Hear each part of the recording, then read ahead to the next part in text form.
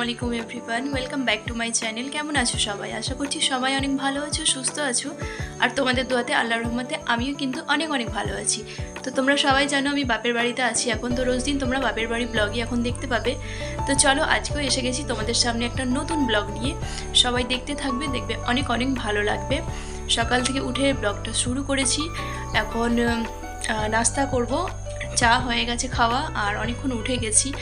তো চলো কি করি না করি সবটাই তোমাদের সাথে শেয়ার করব। আর কেমন লাগলো পুরো ব্লগটা অবশ্যই কিন্তু তোমরা জানাবে।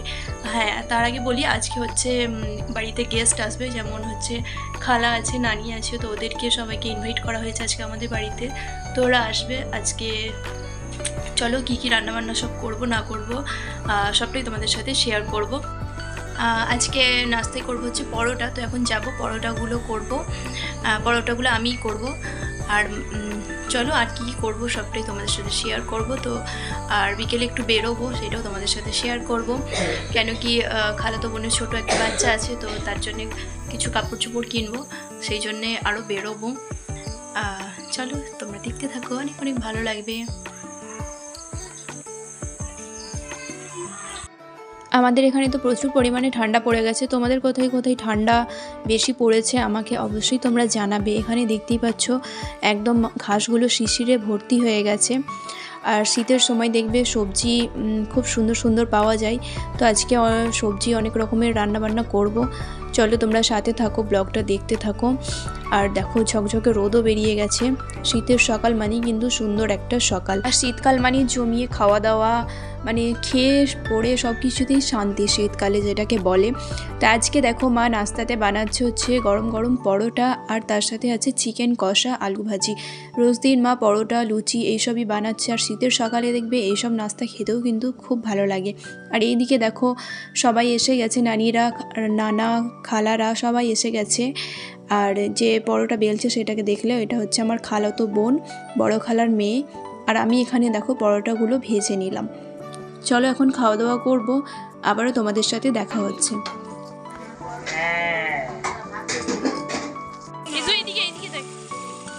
কোথায় যাচ্ছ? কার সাথে?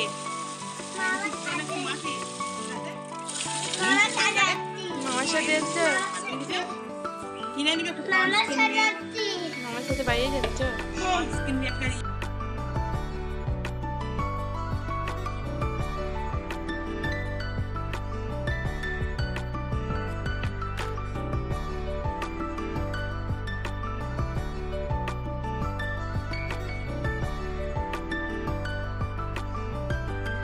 এখানে দেখো বাজার এসে গেছে, তো ভাই বাজার করে নিয়ে আসলো। আর শীতকাল মানে নিত্য নতুন সবজি। এখানে দেখো শাক এনেছে, মূলো শাক, শিম আছে, তারপরে বেগুন আছে, আর করলা আছে, টমেটো, গাজর। এই হচ্ছে আজকের সবজি বাজার। আর এনেছে মাছ, তার সাথে আছে চিকেন। তো এইসবই আজকে রান্না বান্না হবে। আর আজকে আমি রান্না করব। মাকে বললাম যে তুমি সব কিছু কেটে জোগাড় করে দাও, আজকে রান্নাটা আমি করব।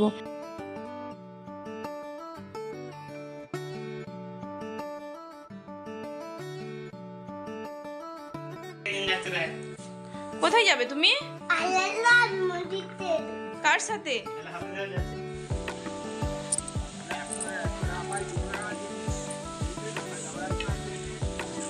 ইজু, এই ইজু, ইজু, এইদিকে ওপরে ওপরে, আম্মু ওপরে।